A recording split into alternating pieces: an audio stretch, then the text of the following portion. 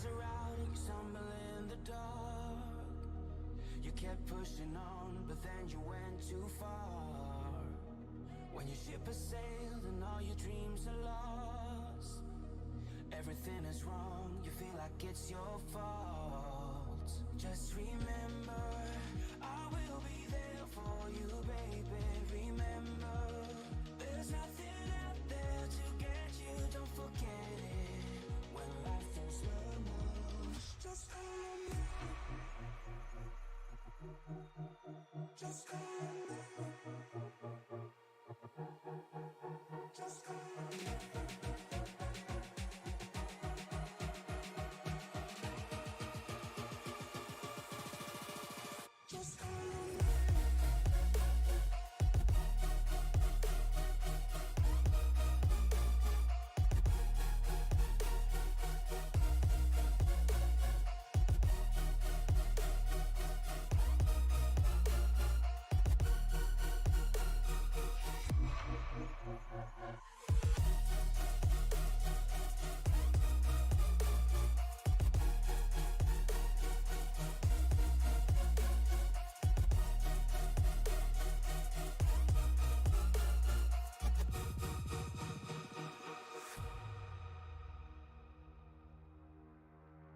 You're stronger now than you ever been. You gotta leave now, it's time to catch the wind. You will climb up high and look through the clouds. And when you're feeling low, I know you'll bounce back. Oh, and just remember, I will be there for you, baby. Remember, there's nothing out there to get you, don't forget it. When life throws lemons, just call on me. Just call on me. Just call on me. Just call on me.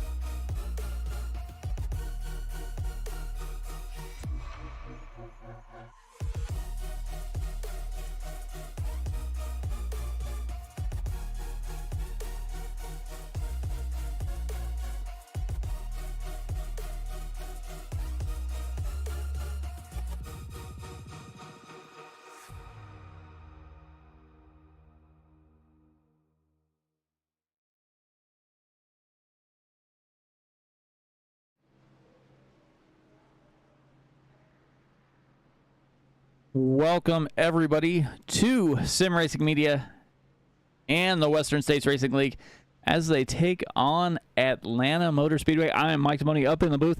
Alongside me, as usual, is Mac Nelson. Mac, how's it going, man? You know, Mike, it's going great, and I was really upset that I missed last Tuesday because it was a nice little road course race at Watkins Glen, and, you know, as much as I love the road course racing, it is nice to be back in the WSRL, however it may be. But, yeah, we're racing here at Atlanta tonight, yeah? Yeah, definitely. Got that new Atlanta setup here, but last week we were at the Glen, and it wound up being a fuel strategy race, which was a little odd as Andrew Schultz was able to bring home the win after only pitting one time. Everybody else pitted twice, but it's still pretty close. Christian Bishop closed in to get second, but Schultz had just enough as we jump over into the qualifying session here. Man, Christian Bishop, he is very, very good on those road courses, man. Very, very good. Yeah, he was trying everything he could to try and get up there, but he was surprised that Schultz was able to save that much fuel. Justin Michael wound up trying to do the same strategy by happenstance, but didn't quite work, as Hutchinson here is starting us out for qualifying tonight.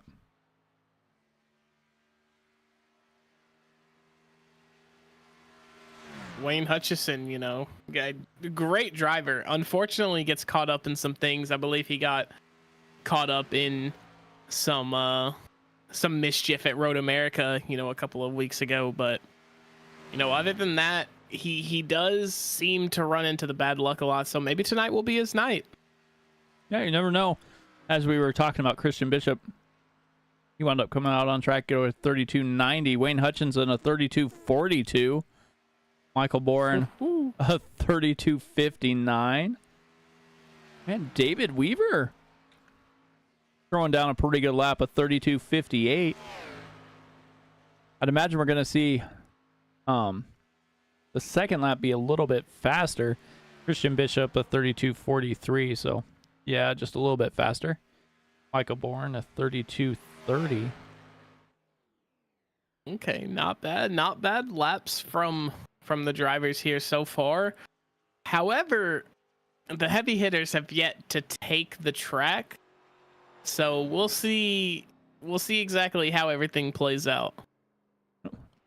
Ryan Steele just jumped up with a 32.20. I mean, it is New Atlanta, so it's more of the super speedway-esque track.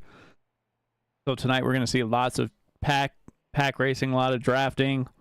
When these guys are out in qualifying, it is single car qualifying, so they want to try and get as much speed built into that car as they can before they drive down and try and stay as close as they can to that bottom line to get the most speed out of that car. Yeah, and you hit the nail on the head there.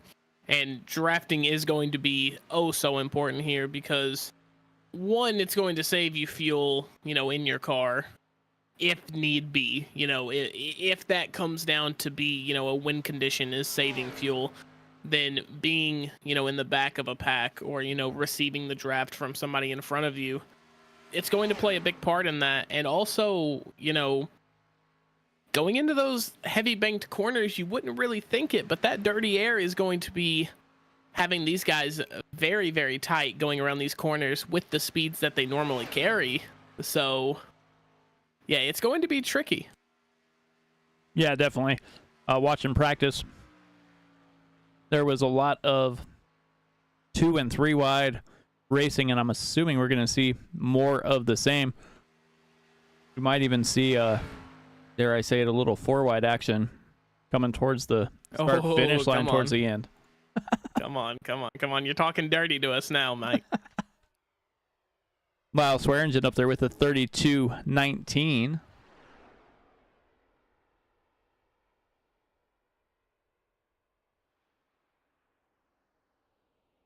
Stephen Baird. Oh, Butch Davis. Woo-hoo. Butch Davis just threw a 32.18 up there. So Not bad, Butch Davis. No, these FBR teammates are out there throwing some bombs right now. See, else is... Well, we got quite a few left here. Wayne Fleet gonna start here. We got Bentley Glazer, Chris Simard, Jolta, Chad Simpson, Justin Michael, Jeff Schmeier, JTW, Michael Melfeld Jr. He's been doing pretty well out there as well. Yeah, I mean, second in the point standings. This is going to be a huge race for Michael Milfeld Jr. in that race to catch up to Andrew Schulte. Yeah, definitely.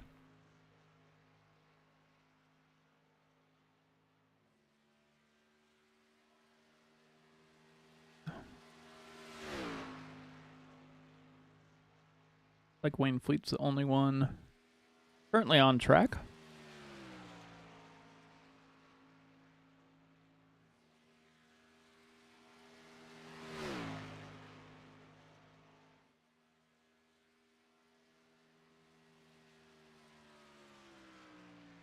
First lap for Fleet, a 32.60.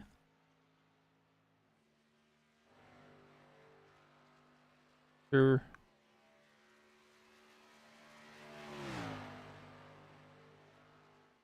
Going on here with Meyer.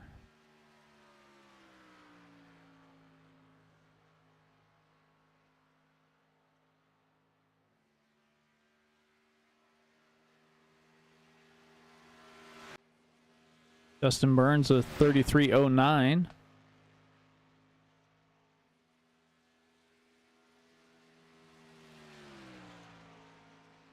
I think Jeff Schmeier might have my pick for livery of the night. I mean, you can't go wrong with a dog. Yeah, last week, I believe, can't remember the dog's name, but he ran it last week and didn't seem to do too terribly, but like he's, I don't know what's going on. Like he's just cruising around the bottom here. I don't know. Felt the need to go through the pit lane, I suppose. I mean, it is New Atlanta. I don't know that qualifying is really gonna help or hurt your chances near so much as if you think the racing is going to be harder at the back or at the front of the pack.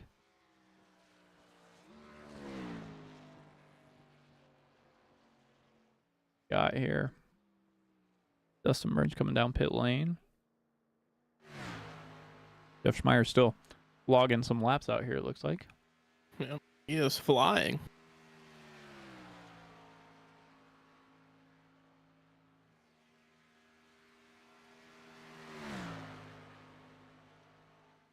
Got about 2 minutes left in the qualifying session.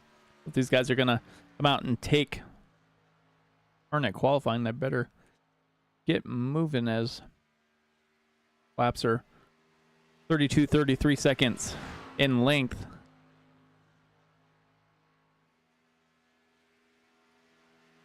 Here shortly, they might only get one lap. Yeah, but I think drivers are going to approach this with a, super speedway mentality, and they're not going to qualify. They don't really care. They're just going to start from the back because they know they can get to the front if they really wanted to. Yeah, definitely. As Jeff Schmeier rolls through the pits again. Like he's getting his pitting down. Yeah. Not bad, actually.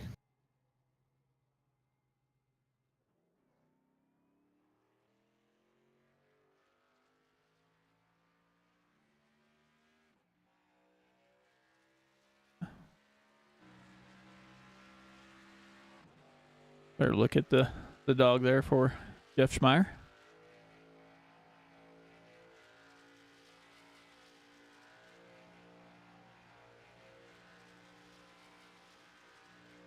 Good dog. Such a good dog, man. Got about 20 seconds or so left of this qualifying session.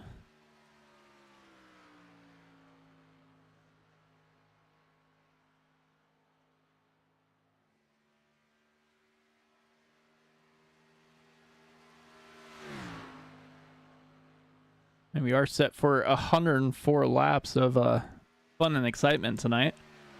Very much fun and excitement. Yes, I agree.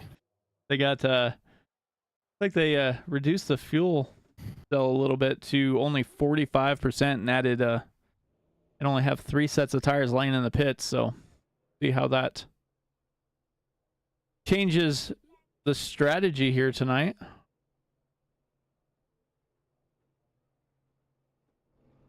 Guys get in their cars momentarily. Go ahead and bring up the grid. We got Butch Davis, Lyle Swearingen, the FBR Motorsports front row. Row 2, Ryan Steele and Stephen Baird. Mike Fisher and William Fletcher make up row 3. Row 4, Wayne Hutchinson, Carl Burke. Row 5, Michael Bourne and Daryl Scott. Jeffrey Creek and David Weaver make up row 6. Row 7, James Campbell and Wayne Fleet. Yeah, P15. Oh, I'm so sorry. No, you're good. I'm so sorry. You're good. Yeah, P15, Jason Kramer. P16, Earl Weaver. Row 9 is going to be Christian Bishop and Dustin Burns. Chad Simpson is in P19 and P3 in the championship. Justin Michael is going to be starting P20 tonight. Kristen Martin, P21. Andrew Schulte on the outside of him in P22. And then row 12 is going to be JTW and Jeff Schmeier. Dan Brasington in P25 with Matt Schlosser as his row mate.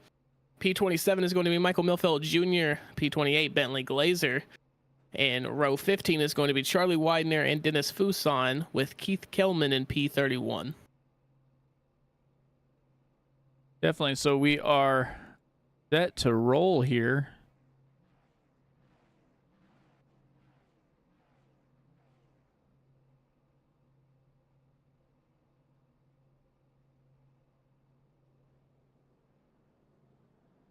There it goes.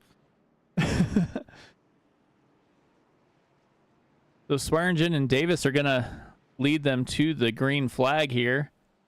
Like I said, we have 104 laps, 45% fuel, 3 sets of tires laying in the pits.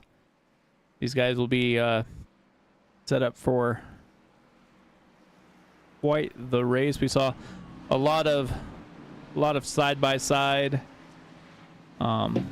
racing, a lot of drafting, so we'll see more of the same as they work their way through the night here.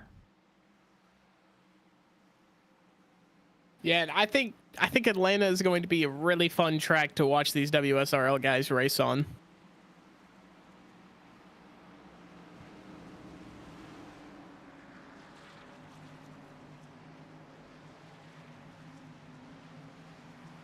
Yeah, definitely. They should be able to show what WSRL is all about, as it looks like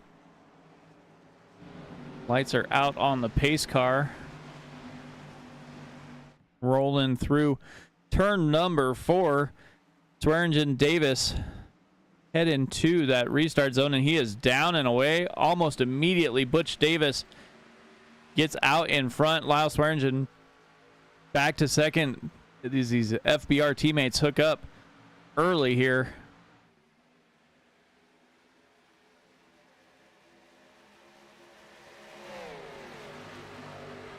Great run from Butch Davis around 1 and 2.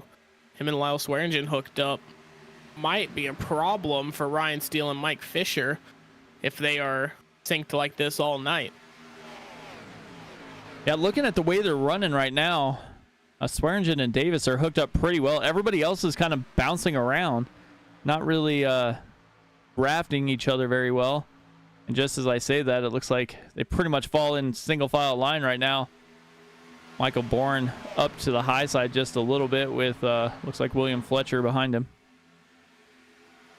Yeah, and I think single file is probably going to be the name of the game for the first 20 to 25% of this race. But I do think as we trickle on through the laps, we get up to lap, 60, 70, 80 coming down to that checkered. I think things are going to get dicey, like you said, and it's going to be 3 wide shenanigans. Yeah, Ryan Steele found a little help there from, it looks like, Stephen Baird on that outside row. So we're going to be side by side. Looks like for third place at the moment here. We'll see if that outside lane can get hooked up with Wayne Hutchinson rolling in third back there.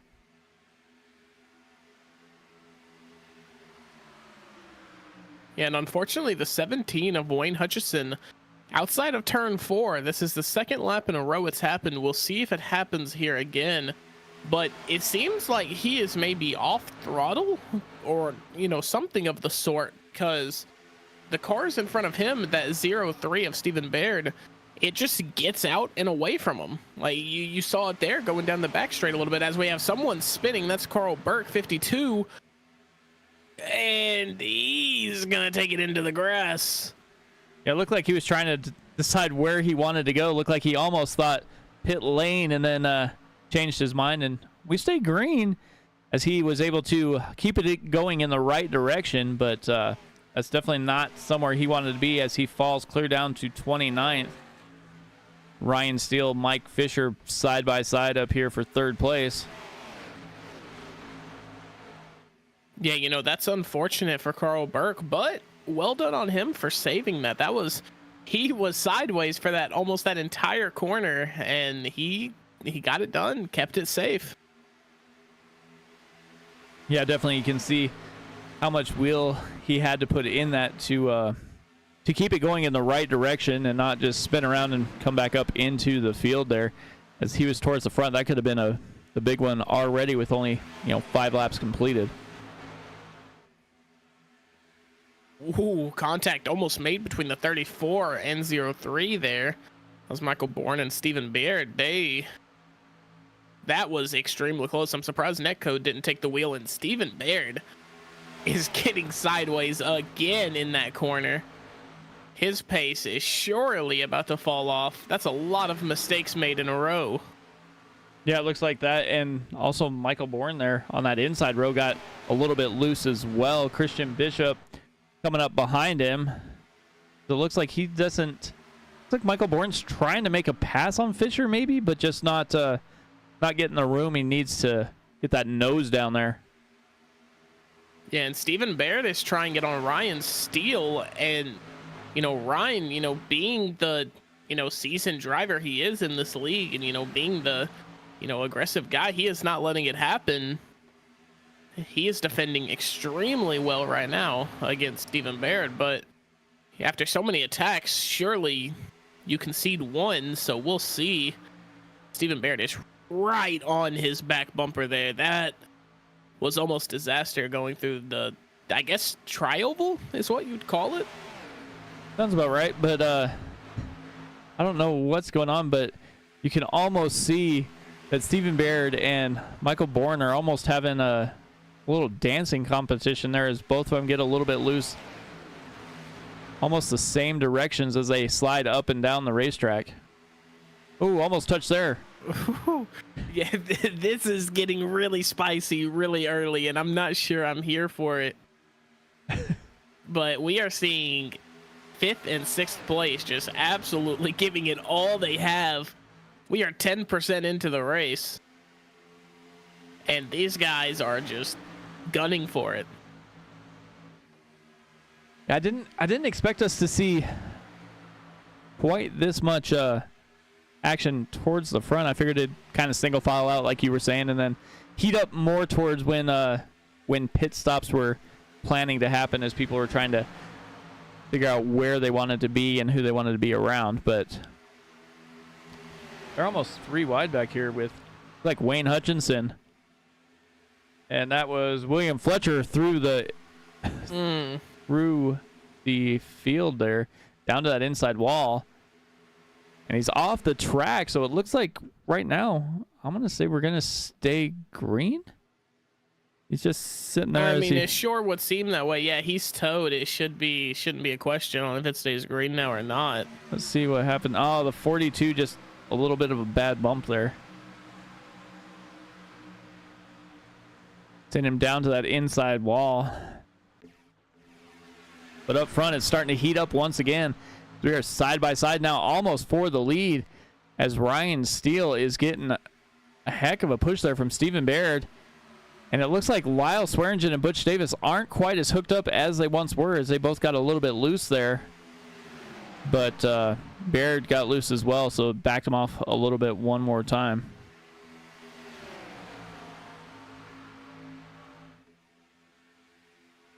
Yeah, and I think now there's starting to be some wisdom shown throughout the grid, and they're kind of chilling out. They're cooling off. They were going extremely hard there for about 4 or 5 laps, just nonstop battle after battle, especially in the P5, P6 area. And as I say that, Christian Bishop is looking for a move on the 34 of Michael Bourne. Definitely. Brian Barnes checking in on the YouTube chat. Like he's not racing tonight, but he's still going to cheer on his teammates.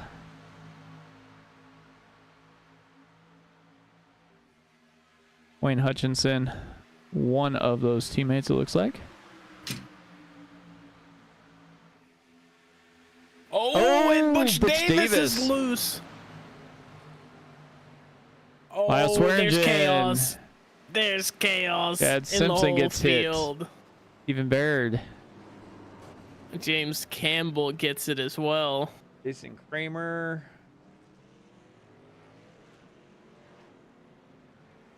Well, the big one came kind of early.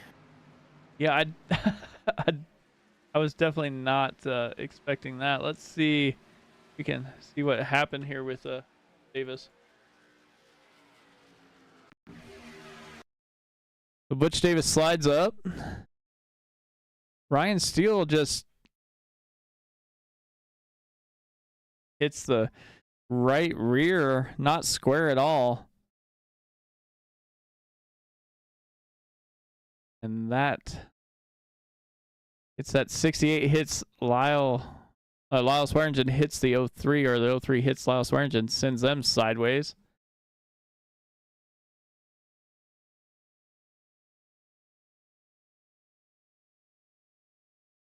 And chaos just ensues. The 42 gets hit. JTW in the 19 really nowhere to go, but it looks like he's just locking up his brakes, trying to slow down. James Campbell, I don't know what happened there. Jeff Schmeier. Doge gets through, though. The Doge gets through. Bumpers flying, skidding across the asphalt. Parts everywhere. So Jeff Schmeier looks like he stays out. And I guess if you're not hurt, there's no real point in hitting, maybe? But almost everybody else does. You know, yeah, you could say that, but at what point do you just draw the line as, okay, I'm going to do it because everybody else is hurt and they're pitting? I mean, yeah, only a couple of the leaders looks like they didn't get any damage at all, but I mean, I guess you have to do something to get some track position, especially if you didn't throw down a qualifying lap there, so.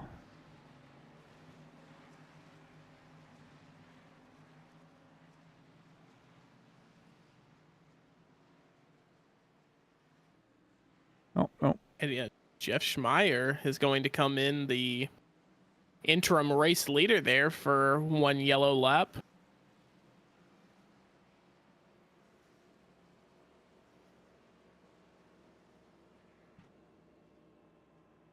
So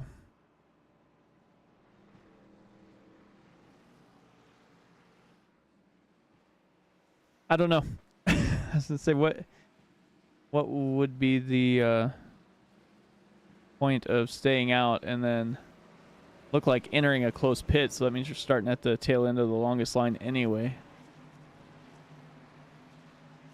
I mean, maybe Jeff Schmeier just kind of thought, hey, if we're 15 laps in and that happened, surely it's going to happen again. So maybe he is completely okay with, you know, taking a fresh set of Goodyears, you know, topping off on the Sunoco race fuel and just sitting in the back. Like Butch Davis got most of his damage repaired. He was in the pit box for 38 seconds. So 18 laps into a 104 lap race.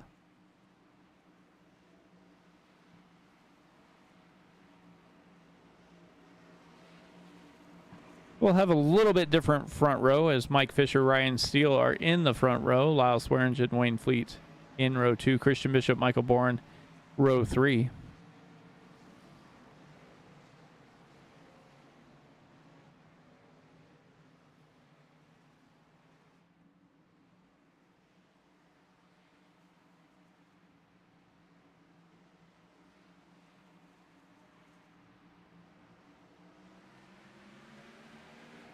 And they are down and away. Mike Fisher almost didn't start before that Geico restart zone ended.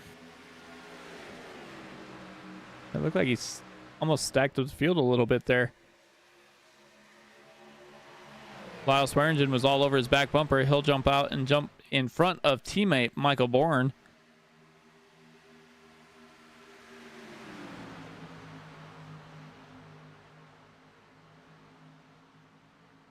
And if I'm hearing...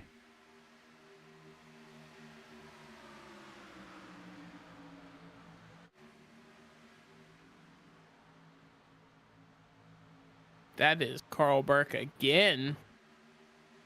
Yeah, I'm not sure what happened there.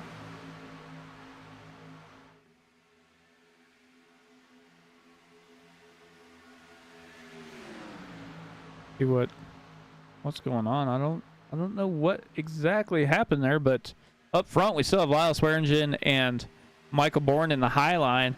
Mike Fisher's kind of hanging out by himself down there as Daryl Scott's starting to close in.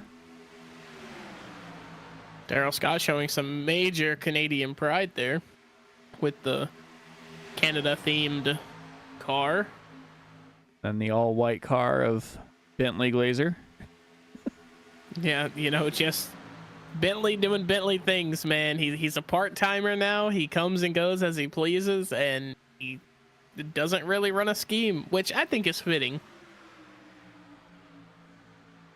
And it looks like he's moving up to that high line. Behind. I'm not sure. I think Michael Bourne might have gotten the wall there, and yeah. Yes, he did. Whoa.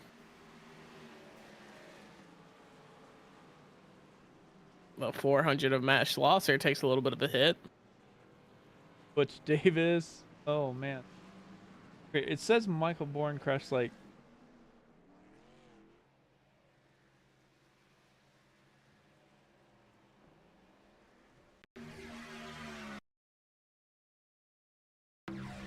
So let's see here. Oh, just barely avoids the wall right there, entering turn one. Mike Fisher also right there. Yeah, with the car being upset, he's changed direction too many times going into that corner, so his tires are like on ice. He hits Mike Fisher, collects Matt Schlosser, gets in the wall, and it's just carnage after that, I'm afraid. Definitely.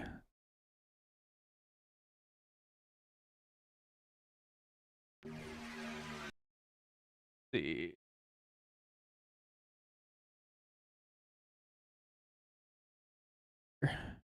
This is a view from Matt Schlosser.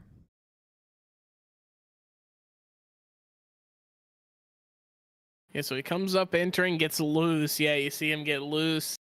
And then he comes back a little bit and is loose again. And so getting his car set into the corner, those rear tires are going to be like they are on ice. And that is exactly what happens. And just forces his car down, and then a big boom into the wall as Matt Schlosser gets collected there. Yeah, just know where you can go. Looks like somebody else was down there spinning as well. Yeah, Michael Bourne's still rolling through, hitting that, dragging that bumper along the wall.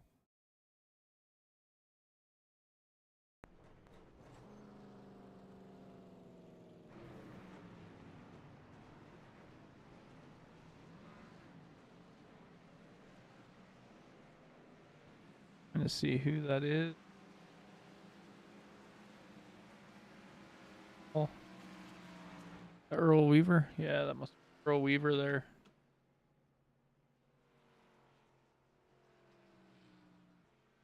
Just a little bit of rough luck here to start this race.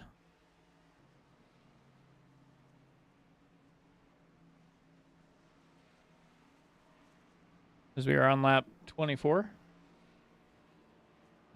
25 now. Lyle Swearingen, and it looks like Dennis Poussin took fuel only and got some track position. Chris Sumard is up here. Christian Bishop, David Weaver, Keith Kelman, Ryan Steele's back there a little ways in 7th. Mike Fisher, 8th.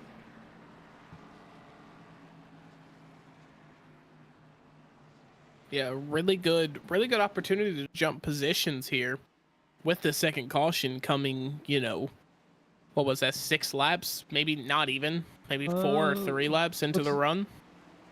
Looks like 7, 16 to 23, so they should be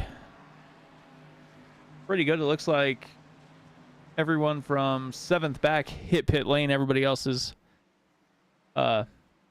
stayed out. Dennis Poussin up 28 positions after that. Chris Samard up 18. Christian Bishop up 13. Keith Kellman up 25.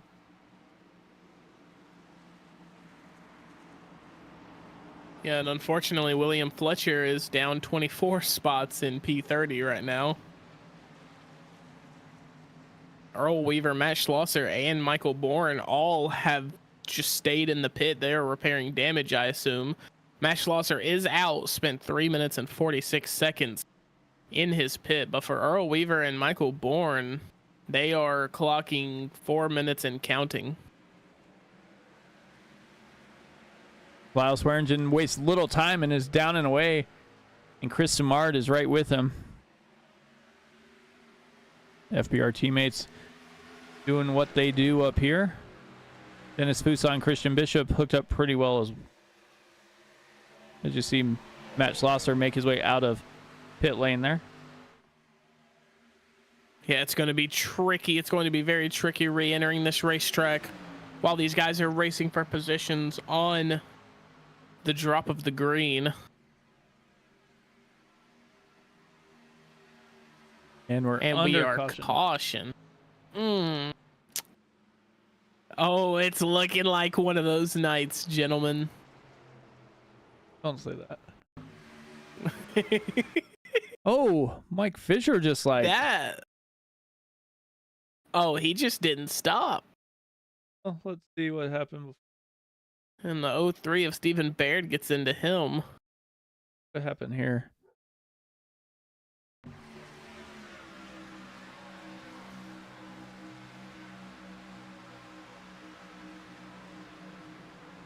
So it looks like Ryan Steele might have checked up for something, maybe. Because it seems like the rest of the grid was catching up to Ryan Steele rather than just Mike Fisher there.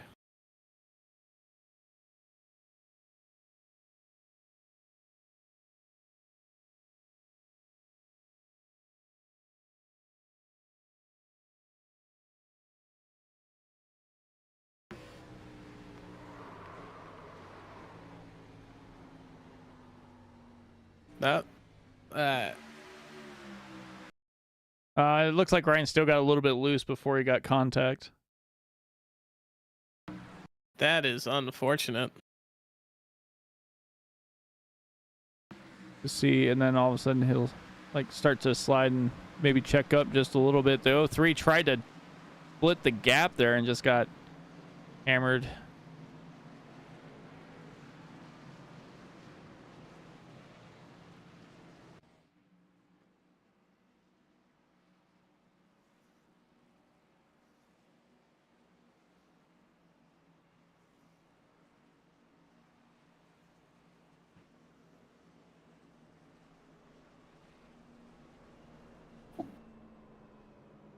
So, like the top 5 haven't pitted yet. Lyle Swearingen, Chris Sumar, Dennis Poussin, Christian Bishop, David Weaver. Everybody else has. Yeah, it looks like it for the most part. Like William Fletcher is put it on the hauler. Carl Burke put it on the hauler as well. Earl Weaver spent almost 8 minutes in his pit box. So trying to get that all squared away.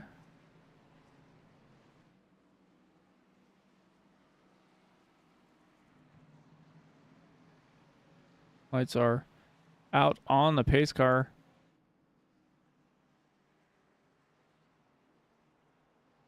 So it looks like we are single file restarting.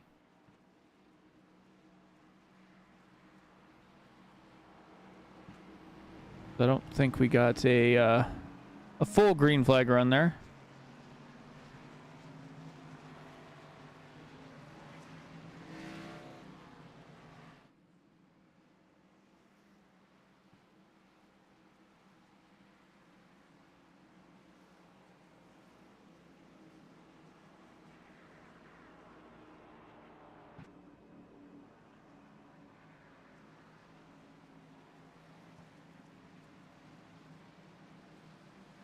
We'll see what happens here as we're about a, third of the way through here? Pretty close. 30 laps.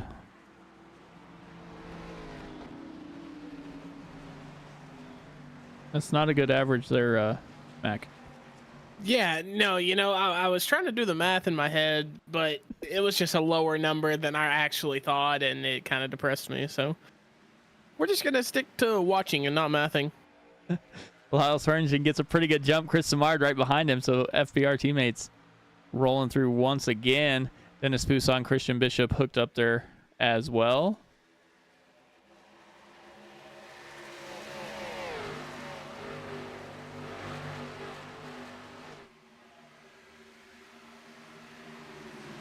They're pretty well stacked up. Here's Dennis Poussin goes to the outside, and we're going to be maybe 2x2 here. See a little side-by-side racing for the lead. Yeah, maybe. As Dennis Poussin, I'm extremely proud with how he's holding up in second place right now. Trying to get that draft from Christian Bishop and get pushed up to the front. Yeah, making it stick well is Chris Samard. He is all over the 68 of Lyle Swearingen.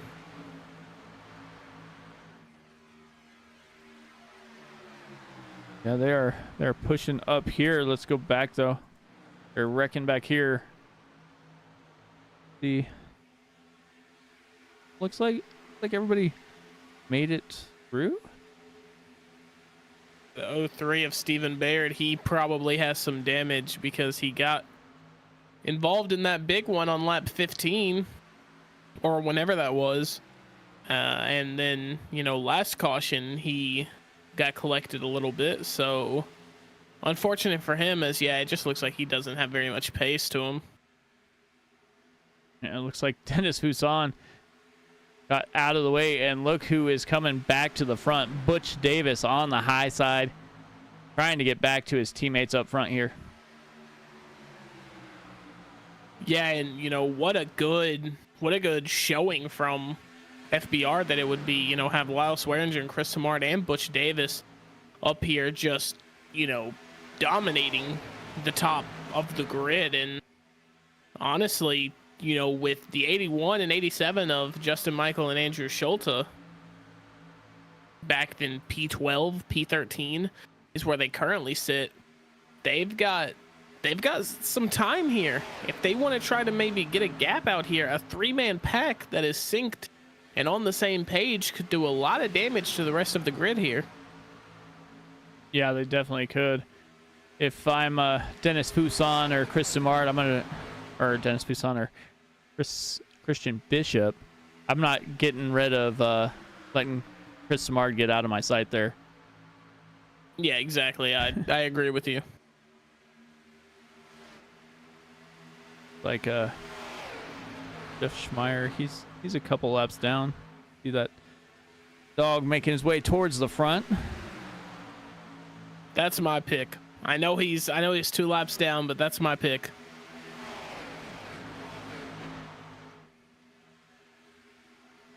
We'll see what happens here as these guys are moving through. Looks like Dennis Poussin jumped back behind Christian Bishop. We'll see if Butch Davis is able to hang on that high side basically by himself. I mean, Matt Schlosser's closing in, but he's still a little ways back. They're coming up on lap traffic as well, so they're going to want to get skinny pretty quickly here. Yeah, and I would hate to see a caution caused because a back marker could not get out of the way, but we have seen some crazier things here in the WSRL, so it would not surprise me. However, these guys are very good about getting out of the way of the lead lap cars. Definitely looks like it. Looks like that's 6 there of Wayne Fleet. Jumps up out of the way.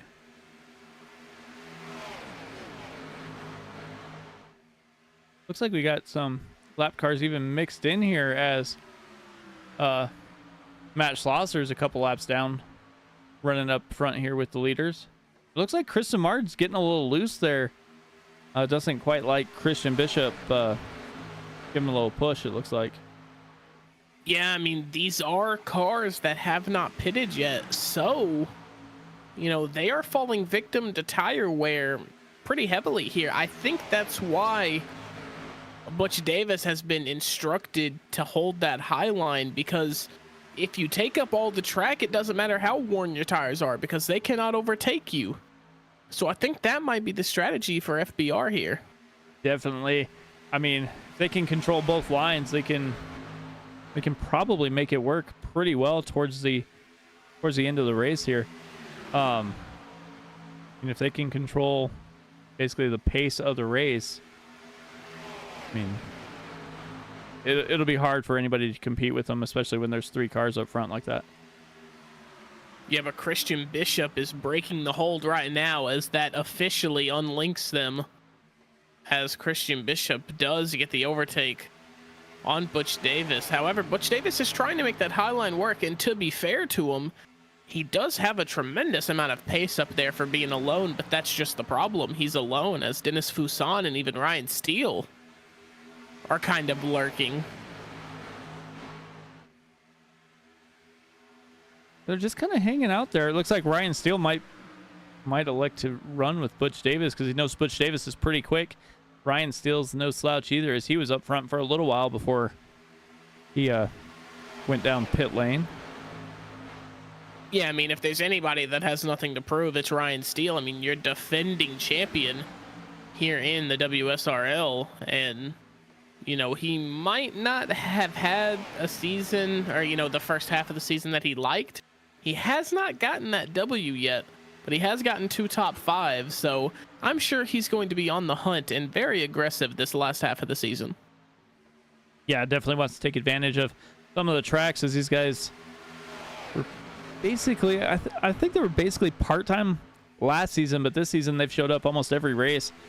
So they're trying to put their dominance on display, as Chris Dumars had to miss a few weeks because he had a hip surgery, but doesn't look like it's slowed him down at all, as he's come back with a vengeance here in these last few races.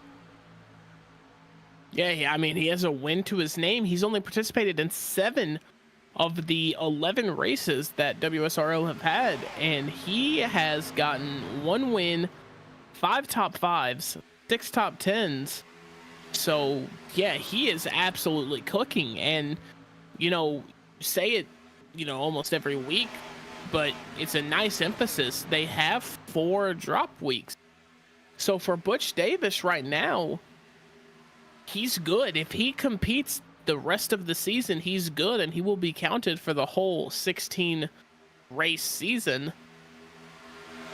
And that could put him in a really good spot when it's all said and done. Yeah, it definitely could. Going to be interesting to see, as these guys have settled it down and are working well together up here, what the pit window's going to be. Because we have some guys up here that last pit on lap 16, and then mid-packer, so they're pit on lap 27. So a couple different strategies already coming to fruition here as the inside and outside lane go back and forth down the backstretch. Yeah, and Butch Davis now, what seemed like, a falling strategy has actually become the winning strategy so far, as he takes the lead. He has got Ryan Steele, and, like you said, that's a good tandem right there. The 20 and the 12 of Butch Davis and Ryan Steele pushing each other. And you've got Doggo, Jeff Schmeier, behind him. He's no slouch. He was in the championship hunt last season all the way up until the final race. It was a 3-horse race between Jeff Schmeier, Ryan Steele, and Jeff Hollingsworth. And, Ryan Steele got it, but if I'm not mistaken, I think Jeff Schmeier actually took P2 on the championship. So definitely no slouch either. Definitely. And what I was just looking at here as Bentley Glazer comes down pit lane is Ryan Steele and Jeff Schmeier are working that high line, but they're both the lap down. Yeah, that's kind of unfortunate. So if they can get back to the lead lap, they're going to be cars to contend with here.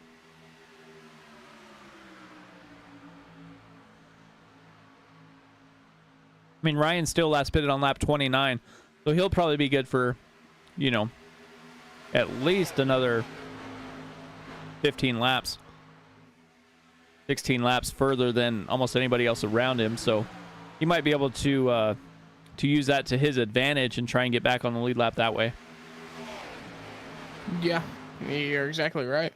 I mean, and since you need a drafting partner, might as well hang around with Jeff Schmeier. Schmeier and him are pretty much on close to the same strategy. Schmeier came down on lap 20, but probably the same, about the same fuel window anyway.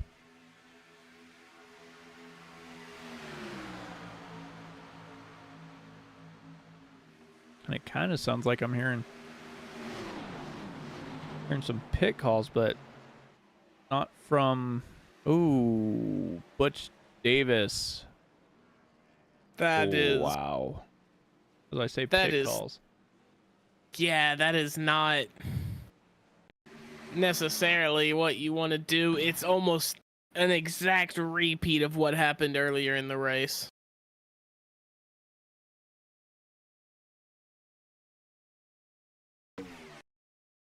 Get a different one.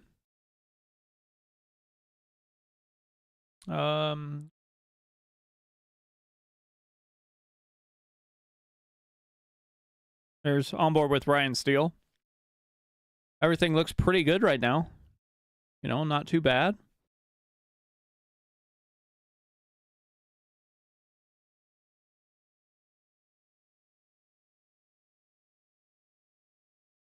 Let's see.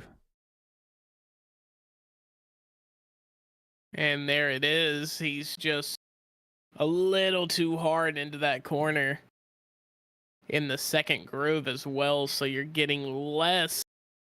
Gravity is working more against you than it is with you. And yeah, that is just really unfortunate for the 20 of Butch Davis. As he takes out Michael Bourne. Keith 11, Kellman gets collected. Dennis Fuson. The 04 of like Dustin Burns gets collected as well. 18. Jason Kramer, yeah, might have skirted away to safety. Entirely sure.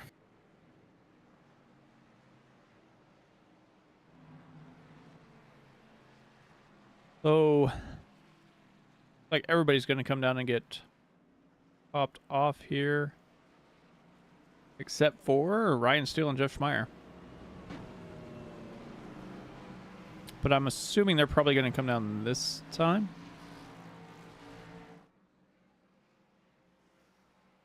Yeah, one would think. Nope. They're going to stay out, take the wave around, get back on the lead lap, and then maybe hope. Yeah, that's a big word, hope.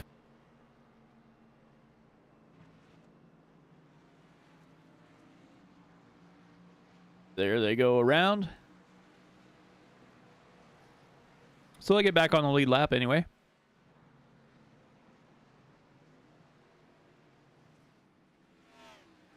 See how fast they can get around. Maybe they can make it down pit road and back out before they go green, but I highly doubt that. Yeah, I don't know if they'll be making that, but it will be close.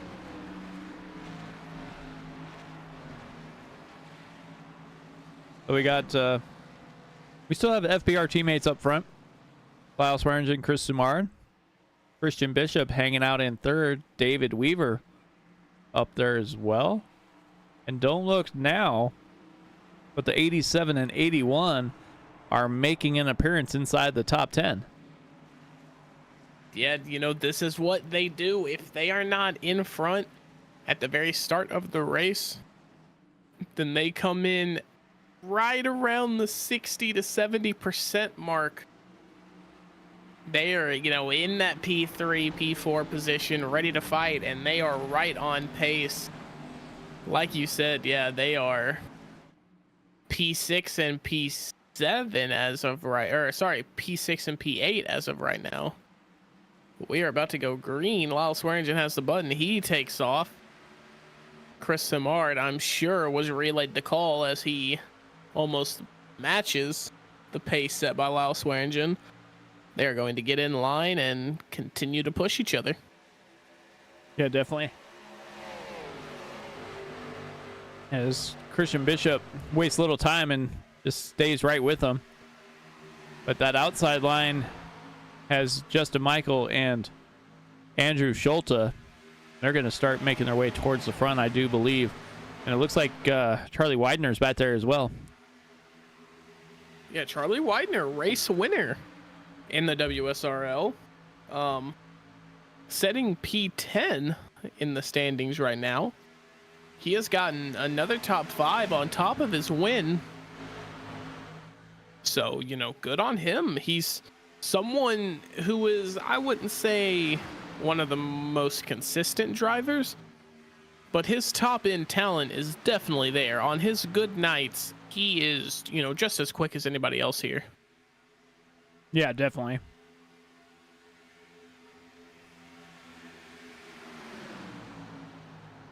Oh, the 0-3 into the wall.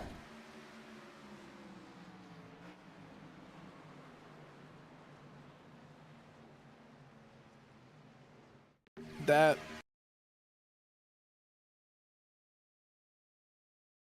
I was quite literally speechless. Yeah. My jaw was just dropped watching that. That is So they're going into turn 1. See kind of what happens here. It looks like even Bear just turns up into Andrew Schulte. Or into Justin Mike, or no, that is Andrew Schulte. Andrew I Schulte, apologize. yep. Yeah. But it looks like Schulte gets out of it with just a little bump there. Michael Melfelt Jr. gets by. Maybe it's not as bad as I thought it was. I thought he did some serious damage there. As the 18 is sideways once again. But I'm just not entirely sure what the thought process was. Wayne Hutchison and Wayne Fleet get collected. Ryan Steele squeaks through. Yeah, but I am just failing to see what the point of that actually was.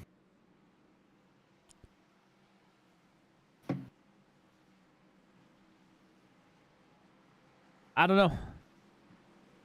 So, our 57 laps. And we are at caution number 5. Jeff Schmeier is back on the lead lap, however.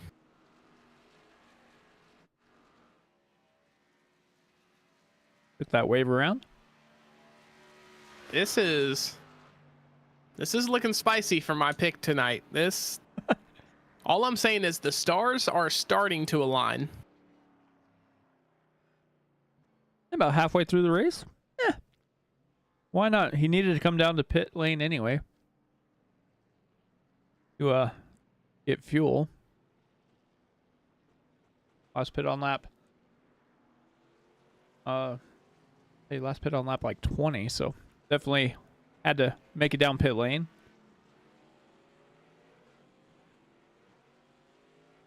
And from this point on, if we stay green, could Jeff Schmeier just finish the race out? Does he need to stop again? I would have loved to have been able to answer that question, but we stay green.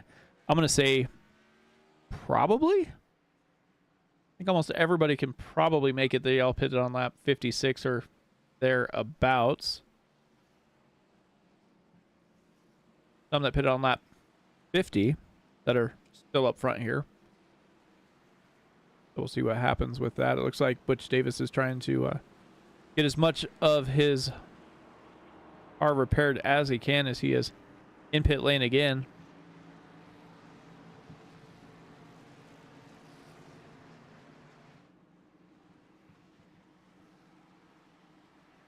like Andrew Schulte and Justin Michael had some damage they needed to get repaired. Spent 41 seconds and 44 on pit lane, and they are back in 11th and 12th now. Lyle Swearingen and Christian Bishop are now going to be on the front row.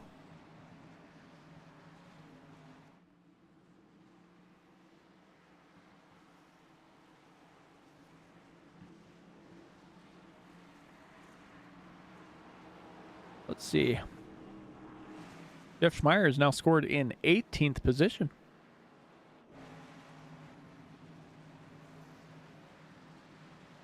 Yeah, not bad at all. And David Weaver, who is in P3 currently, he is sitting P27 in the championship standings. He has not gotten the top 5 yet this season. So, something to watch out for, as we could be seeing the first season top 5 for David Weaver, as Lyle Swearingen once again will be our launch control, and he gets off to a fantastic start, as Christian Bishop just really couldn't match that pace. No. But Lyle Swearingen is up here all alone when it comes to FBR teammates. Yeah, he definitely is all by himself out here, but Busan and Daryl Scott are going back and forth towards the back of the field there a little ways. Well, I guess they're not too far back. Dan Brazington coming down pit lane. That has got to be rough there. Yeah, that is his 8th pit stop of the race, but JTW and Chad Simpson have pitted 9 times. So, unfortunate series of events for some of the drivers here on the grid tonight.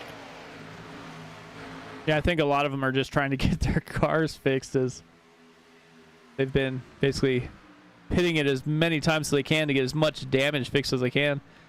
Swearingen, Bishop, Weaver all looking pretty good up here. Daryl Scott, Dennis Busan. Keith Kelman up here as well.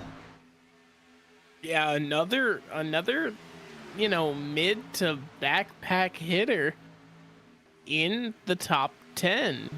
You've also got James Campbell here, who is definitely not used to this every race. He does have his flashes.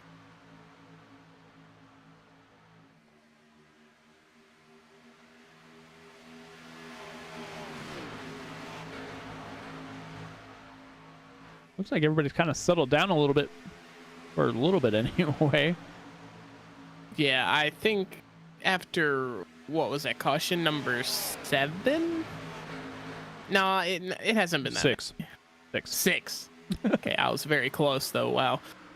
Yeah, after caution number 6, I feel like that's definitely where you draw the line and say, okay, let's just get through this and get on to next week.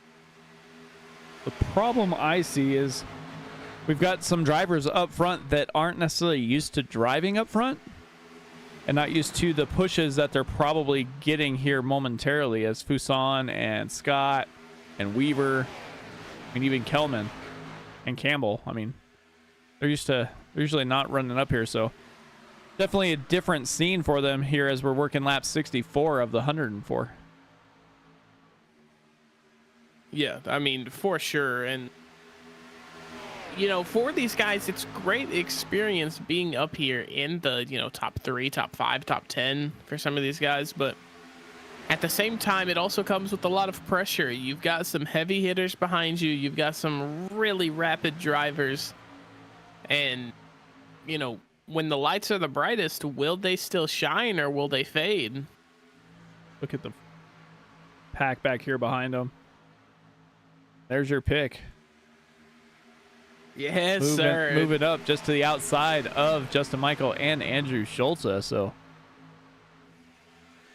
like, Justin Michael is about had enough of the 18 car, it looks like, is he's trying to go down to the inside, and the 18 drifted up and then closed right back down on him.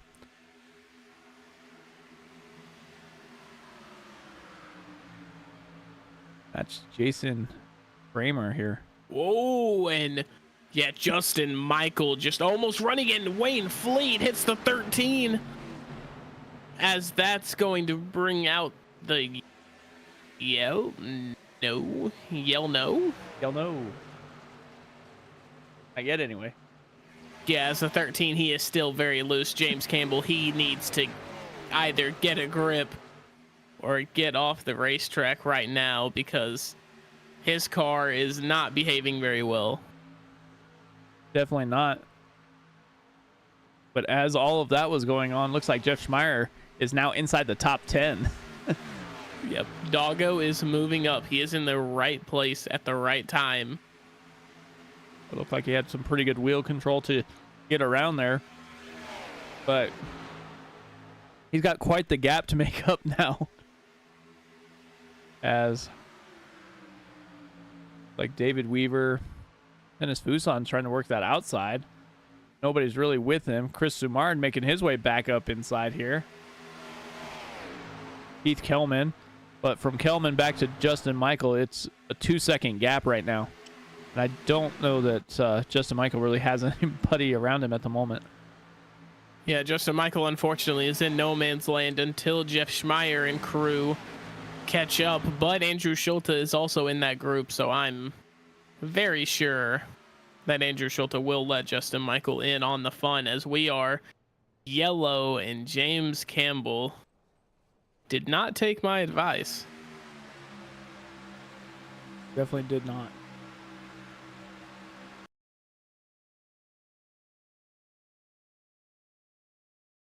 Yeah, he just drives up into JTW there. I mean, JTW was even like putting his car more toward the outside. He saw it coming from a mile away, adjusted his line to give him room, and James Campbell still just ran all over him. That's just 100% on James, unfortunately. Yeah, definitely. There was nothing that that JTW could do there. I mean, he was trying to give room, didn't want to hit that outside wall, but see what happened here with Bentley. Like he saw it coming too.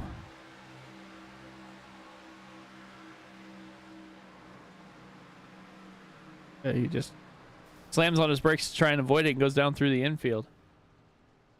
Which, I mean, hey, look at something. Strap on some new Goodyears and you're fine. So well done to Bentley Glazer there. Oh, looks like James Campbell started to come up once and then just kept coming up again.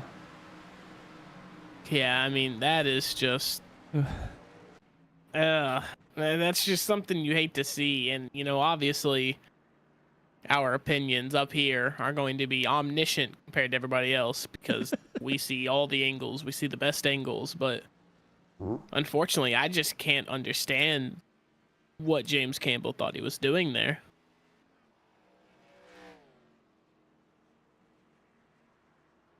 So, question. You last pitted on lap 50. Everybody else came to pit road except for a couple other cars. Do you have enough fuel to make it to the end? You'd have to, right? Yeah, I don't think fuel is necessarily going to be a problem here for the guys that pitted on like lap 50 or 56 for Chris Simard.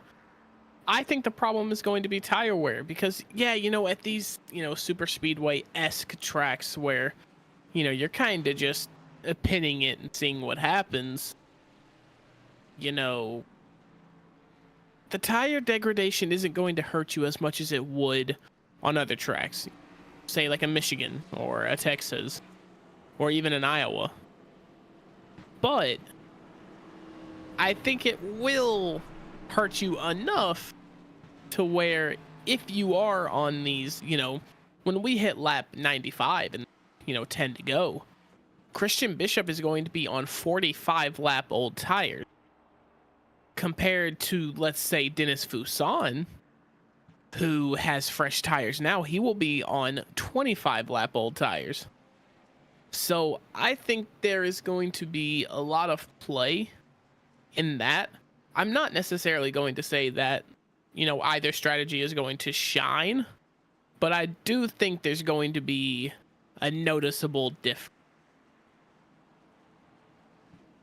Yeah, I think that too. But Christian Bishop's trying everything he can think of to get this 26 Chevy to victory lane. We'll see what happens as they are stacked back up. Like Ryan Steele was able to get back on the lead lap that time.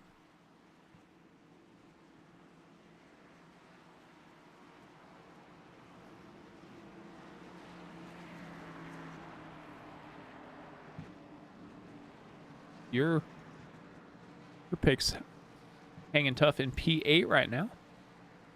Yeah, looking good, man. Looking good. I'm playing the lottery tomorrow if Jeff Schmeier actually wins this race, by the way. That is fact. That is done.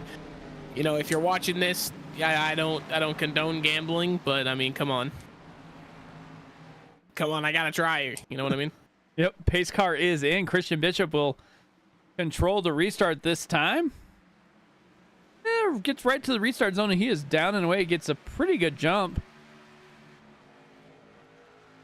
It looks like he'll slide up and maybe get in front of David Weaver there, but pretty much out by himself at the moment.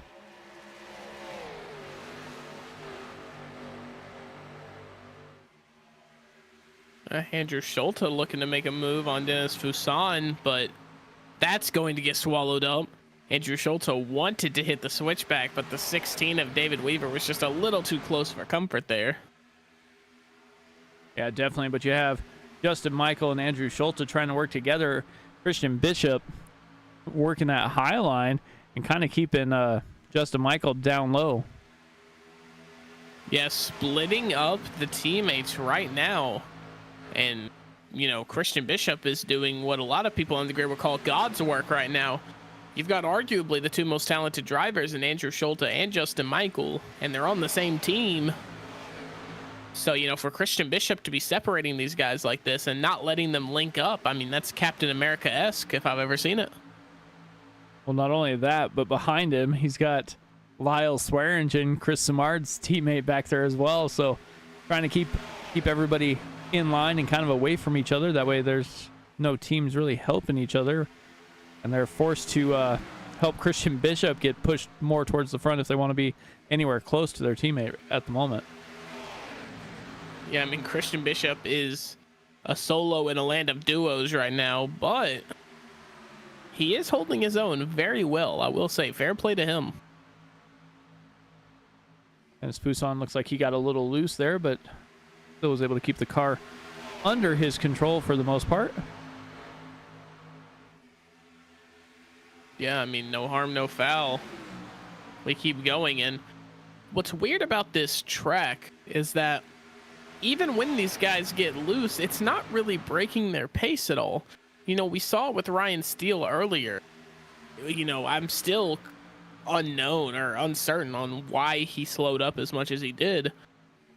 But that was a time where it seems that maybe getting loose, you know, slowed down. It really checked up your pace. But for the most part, when these guys are getting loose, you don't really notice a break in the pace. Definitely not. Christian Bishop jumped down to the inside in front of Chris Simard. Is going to try and make Chris push him towards the front. But it almost looks like that bottom lane is just slowed way, way down. Yeah, and I mean, the top lane, I don't know if it was the bottom lane slowing down or the top lane speeding up. That looked like some tremendous speed carried around that tri-oval by Andrew Schulte and Lyle Swearingen. Definitely looked like it as Lyle Swearingen jumps down to the inside and it's going to jump in front of Andrew Schulte.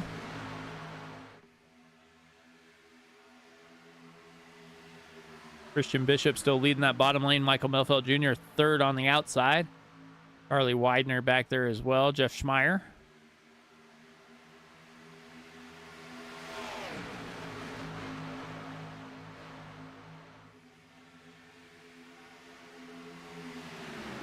And look at the link up on the top lane right there. Lyle Swearingen, Andrew Schulte, Michael Milfeld Jr.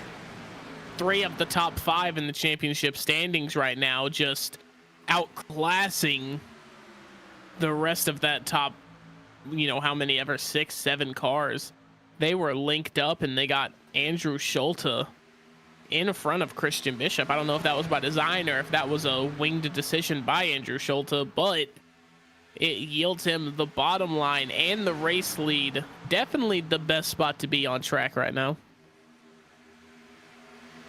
Yeah, it definitely seems that way. It looks like that outside lane is pretty good for, the little bit of quick runs, but it doesn't really seem like it sustains the pace that it gets in these little moments here as Lyle Swearingen pushes out in front of Andrew Schulte. But as they go down the backstretch, Andrew Schulte is going to pull back in front, it looked like.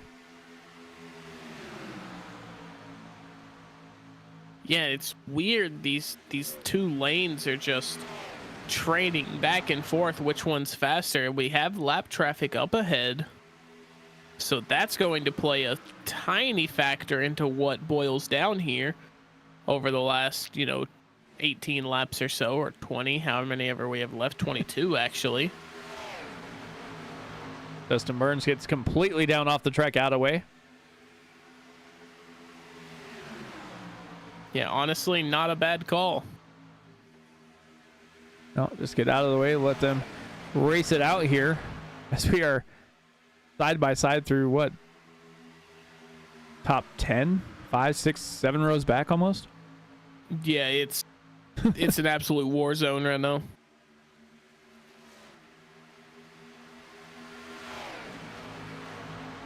Another lap car up in front at the moment.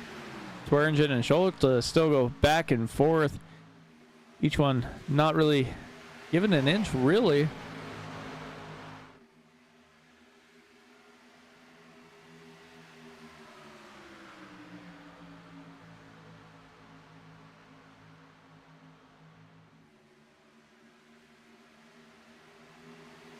Just looking at the board here, Andrew Schulte up 21 spots, Christian Bishop 14, Michael Melfeld Jr.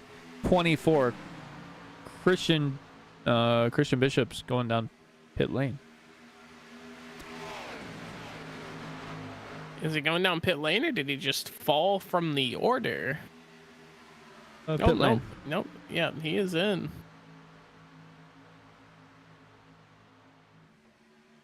Very, very interesting. I didn't expect there to be a pit cycle here in these last few laps, but there might have to be.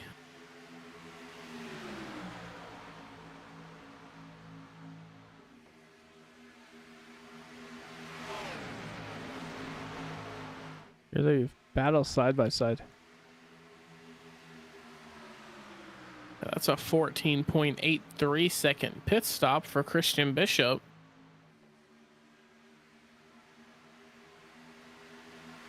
And it's going to be longer for Jason Kramer, 19.87. Repaired about, give or take, 5 seconds of damages there.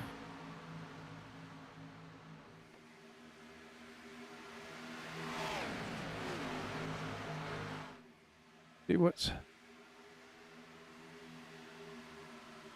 Justin Michael and Daryl Scott kind of fighting it out on track a little bit. Yeah, fighting it out big time. And Dennis the Poussin. 11 of Dennis Poussin. That is not good.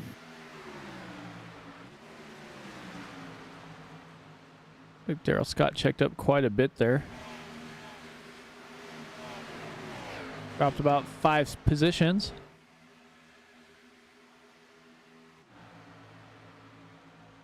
'18 is up here kind of in the way. 3 wide on the high side. Andrew Schulte, Lyle Swearingen single file out.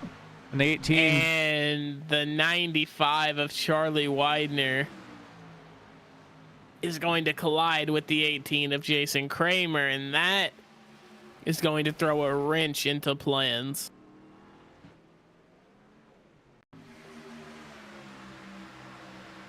I kind of saw it coming as soon as they got 3 wide here.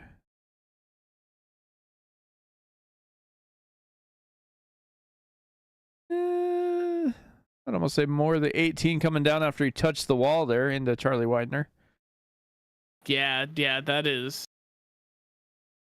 It looked like it was going to be a racing incident And then for Butch the gets longest. hit too. Yeah, that is. Oh, but Butch manages to save it, I believe.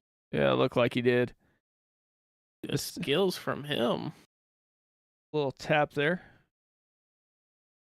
Yeah, it looked like it was almost going to be a racing incident, but then the 18 just kind of kept going down, and then it got, kind of out of hand. And so, yeah, that is unfortunate. Well, I think that might be just what the doctor ordered for one Christian Bishop. Yeah, I mean, for sure. Absolutely. Well, maybe.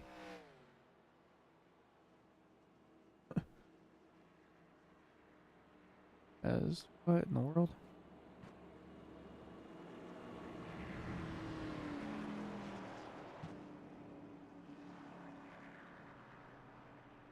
Bentley Glazer staying out? Like Bentley Glazer staying out, so maybe it won't be a good thing for Bentley Christian Bishop. Glazer, he has inserted his name into the hat of this wild race that we've got.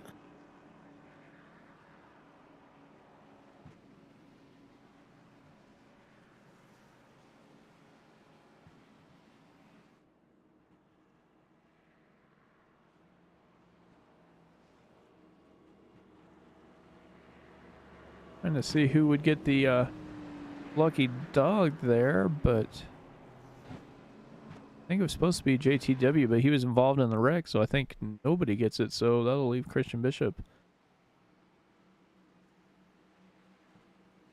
a lap down.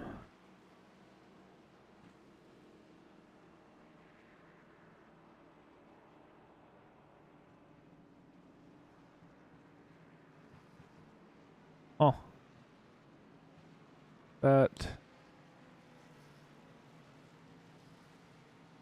That sucks for Christian Bishop.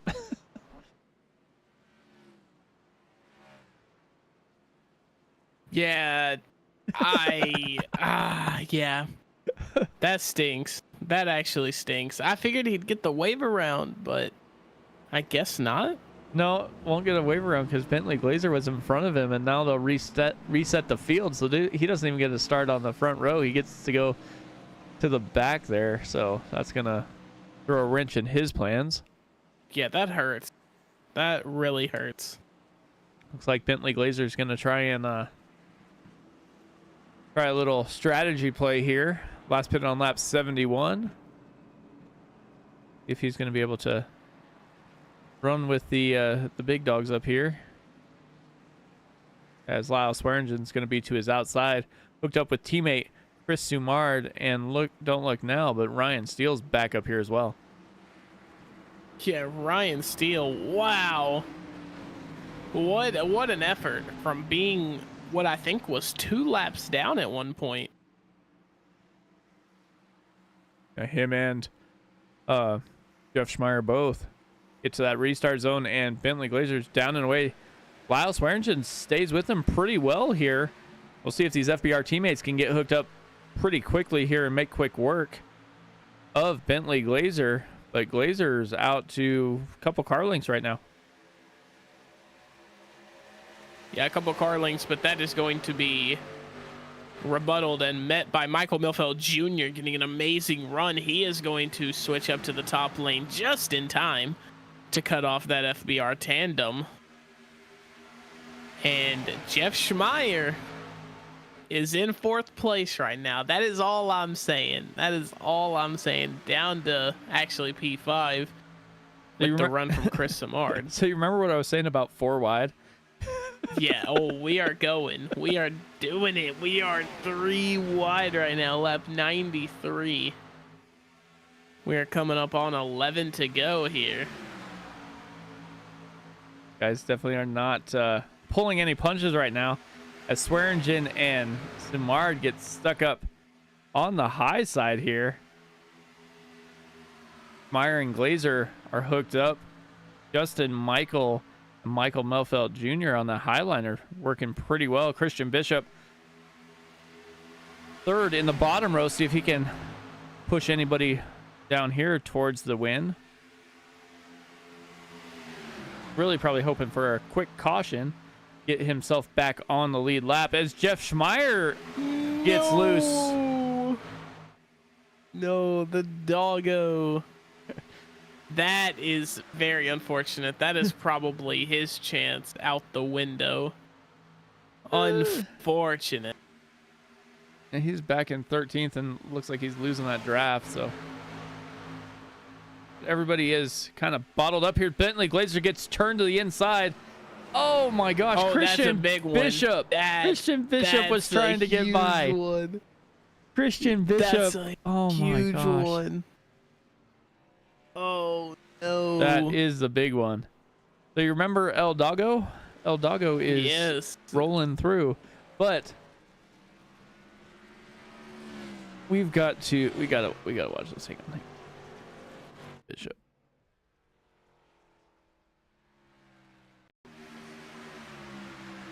So let's go to here. So here's your view of Christian Bishop. Cruising around. Just a tad loose there with some neutral slide. Yeah. But watch this. Watch. He sees it happening. He turns left almost as far as he can go. And watch. Ryan Steele comes all the way down almost to the wall to get him.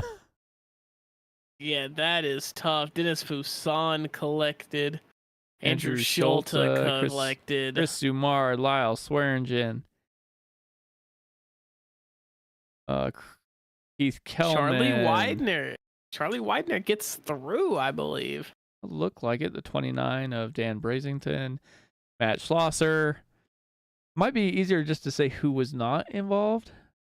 Yeah, that's kind of Looks the like strategy I was going for there. Daryl Scott was involved. So, Michael Melfeld Jr., Justin Michael, Charlie Widener, Andrew Schultz is still up here, Keith Kellman, David Weaver, Jeff Schmeier looks pretty clean, sitting in P7. So we'll see who pulls down pit lane.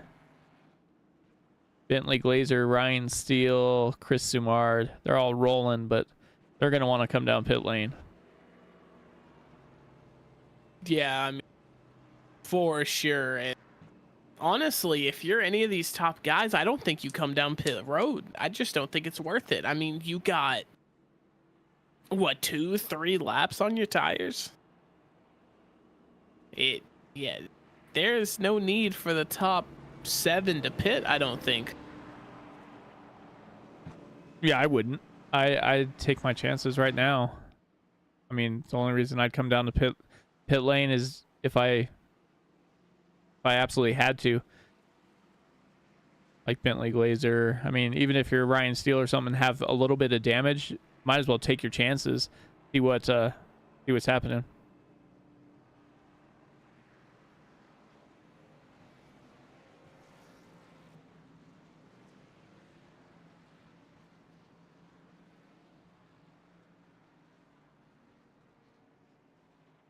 Let's see where everybody's going to stack up here.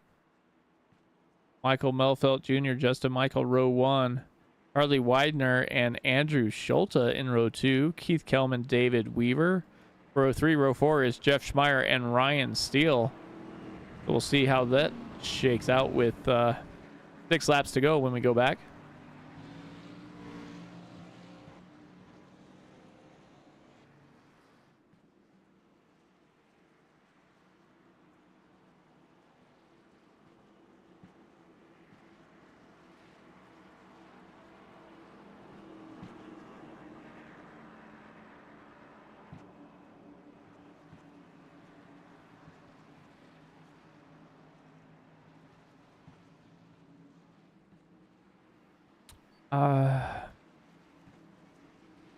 I think I'm gonna have to say I think Justin Michael's sitting pretty good right now.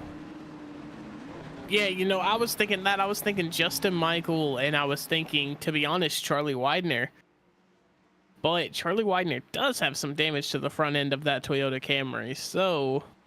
Yeah, but he'd probably be okay to push Melfeld Jr. there, but Schultz and Michael are teammates, and they are hooked up right away here. I also just realized that's the Toyota Camry and not the Supra. How dare I? How dare I disrespect the Supra like that? My favorite car. As, yeah, we are green. Charlie Widener not doing a bad job, though. Looks like he's hanging on to the back of Michael Milfeld Jr. pretty well. Same with Justin Michael and Andrew Schultz, but, you know, with everything that's culminated here, how about the 87 and 81 still finding their way to the front together? Well, if you look at basically the top 8, all of them are up over 13 positions. Except for one. And that's Ryan Steele. Steele's, yeah, he is just always an outlier. There's just always something weird about his race. He's always in the front, but it's some weird way he got there. We'll see if Ryan Steele's going to be able to push Jeff Schmeier to the win. That would be incredible. Like I said, if Jeff Schmeier can find a way to win this race, I'm buying a lottery ticket tomorrow. And I won't tell anybody that I won the Mega Millions, but there will be signs. Yeah. There will be signs.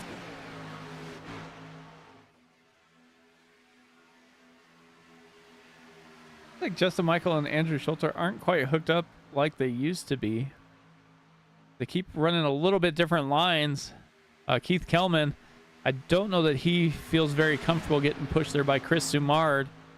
Looks like he's gonna, like he keeps trying to let Sumard go to the middle and see if he can work his way towards the front. Butch Davis a lap down behind Sumard, so teammates might try and work together here.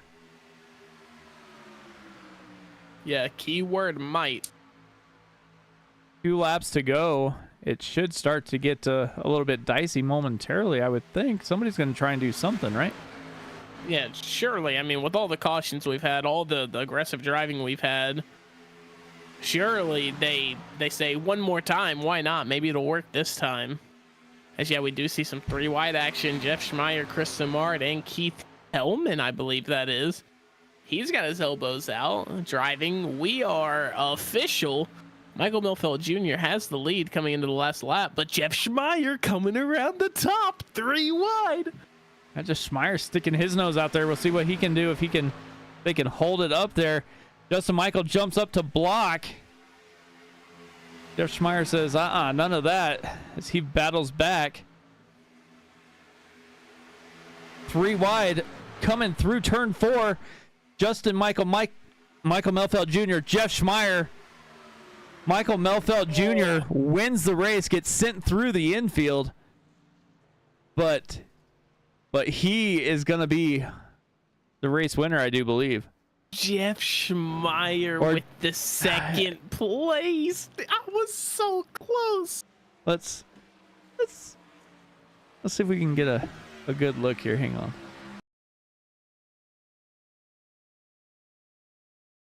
Let's see.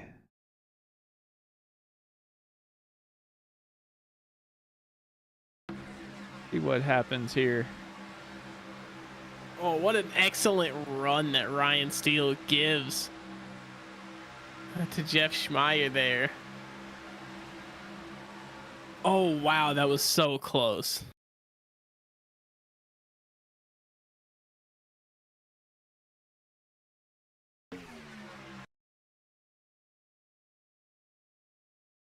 I mean, Charlie Widener and Justin Michael and Jeff Schmeier, they are so close.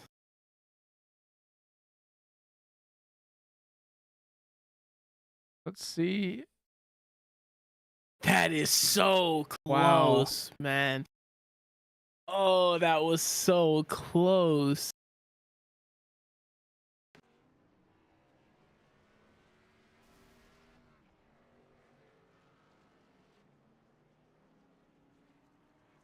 Let's see who we can get up in the booth here.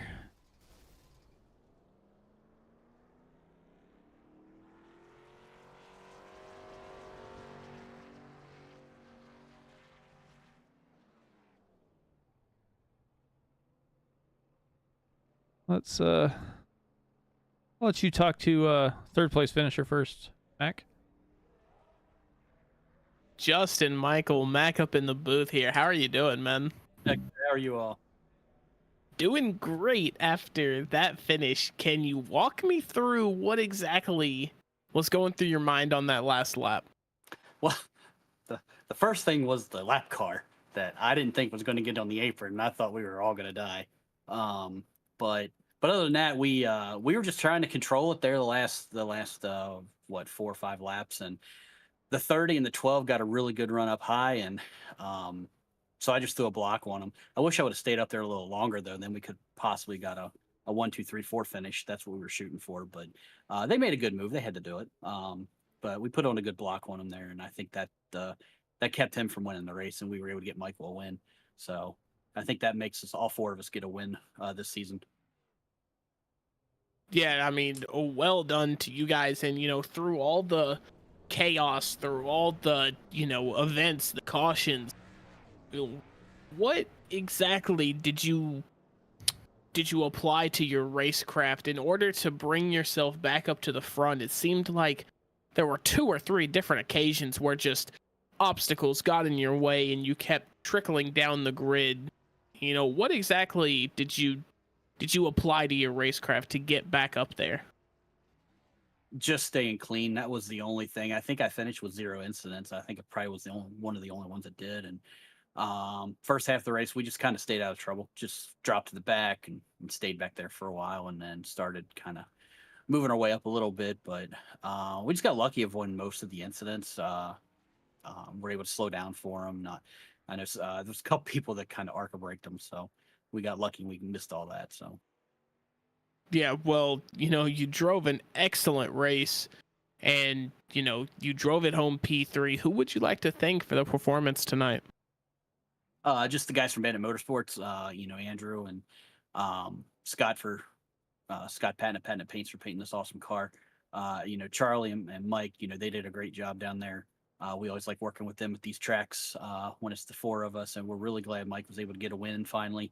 So like I said earlier, we all 4 are now we all got that little tick mark beside our names now, so that's kind of cool. And should tighten up the points a little bit more since I actually finished ahead of Andrew, but still waiting on those drop weeks to hit, and I should be up there with him.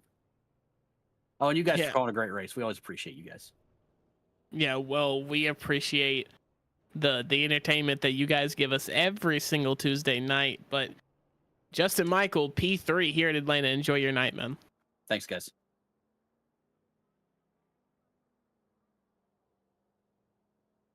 Definitely. Get Jeff Schmuck. Hey Jeff, Mike up in the booth. How's it going, man? Awesome. Well, you had a big fan up in the booth. As soon as he saw your dog on the car there, he picked you to win Yes, the race, sir. and Yes, sir. you almost were able to pull it off. Yeah, the dunk car is giving me some luck. Yeah, man, that was that looked like the rough start to the beginning of the race. Wound up looked like you were a couple laps down. Kind of walk me through what you were trying to do to get back on the lead lap and how you wound up where you did. Well, I still don't know how I got a black flag, but yeah, I ended up 2 laps down. I got extremely lucky on these cautions because I only had, when I took the wave around, I only had 5 laps of fuel left, and then we had a caution right before my fuel ran out. And then again, the next one, I just was able to sneak by underneath during one of the wrecks and get a lucky dog, and then bam, I'm back on the lead lap. and then Ryan Steele, my teammate here, he helped me a lot because we were able to work our way a little bit through the field, and then finally on that last run, we were able to get to the high line, and then didn't just wait for the carnage to happen underneath us. Yeah, it definitely looked like you were sitting in the right spot where you wanted to be for the end of this race. But I mean, congrats on P2. Anybody you want to thank before we get you out of here? Of course, gotta thank my lovely fiance for giving me the idea of putting our dog on the car, and then of course I gotta thank my family, my mom and dad and my sister. They always watch the races, and then I gotta thank my team, Ryan, and then Bob and Brian out in Hawaii. I hope you all are enjoying yourselves. Yeah, it sounds like they were tuning in and enjoyed the race. But we'll talk to you next time. Again, congrats on your P2 finish, man. All right, thanks, guys.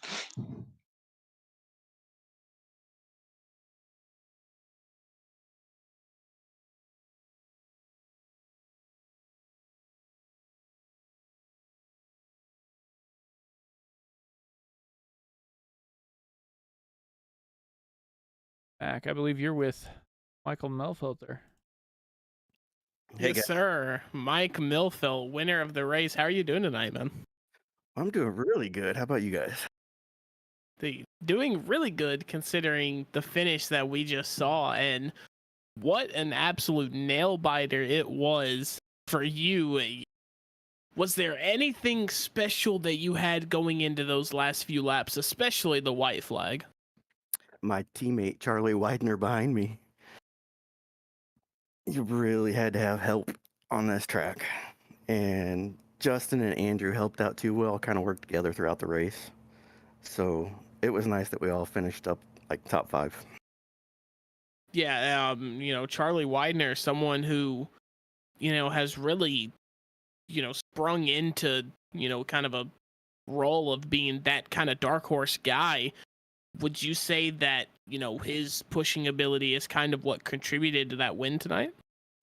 Absolutely. If I didn't have him back there pushing me, and he gave me a shot right there at the start finish line, and I think that's probably what did it for me.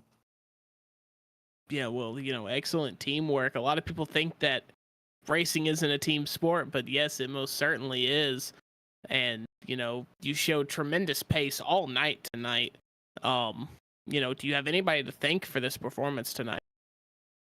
Yeah, like I said, thank Charlie for helping me out. Thank the Bandit Motorsports guys for helping out. We all ran together. It was just staying out of trouble most of the race, and then towards the end, it was go time. Yeah, exactly. Exactly well spoken from your race winner here tonight at Atlanta, Michael Milfeld Jr. Appreciate your time and have a good night, man. Oh, I want to shout out to Bob Beltrami. He's in Hawaii. So, but thanks for the league, Bob. It's a really great league. Yes, sir. I think we can all agree to that. Once again, your race winner, Michael Milfeld Jr. Thanks, guys.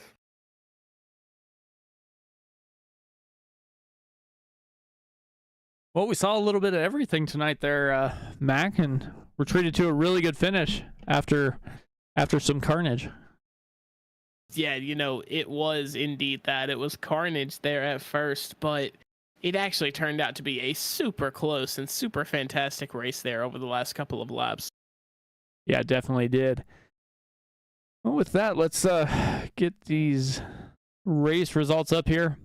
Mike Melfeld Jr. was able to bring home the win by 0.037 over Jeff Schmeier, who is just 0.002 ahead of Justin Michael. Charlie Widener in 4th, Andrew Schulte 5th, Ryan Steele back in 6th, Chris Sumard 7th, Keith Kelman, Chad Simpson, Dennis Fuson make up that top 10. David Weaver, Jason Kramer, Butch Davis, Wayne Fleet, and Dustin Burns are the top 15. Yeah, and in P16 is Bentley Glazer, and then going down the grid from there is Lyle Swearingen, Daryl Scott, Christian Bishop, Dan Brazington, Matt Schlosser, JTW, James Campbell, Mike Fisher, Stephen Baird makes P25, Michael Bourne P26, Wayne Hutchison P27, Earl Weaver 28th, Carl Burke 29th, William Fletcher 30th, and Jeffrey Creek, who did not even take the green flag, is in P31. Definitely. But pretty good race. We'll see what happens next week here on the Western States Racing League. But from all the drivers of the Western States Racing League and all of us here at Sim Racing Media, I want to wish you good night, and we'll see you next time.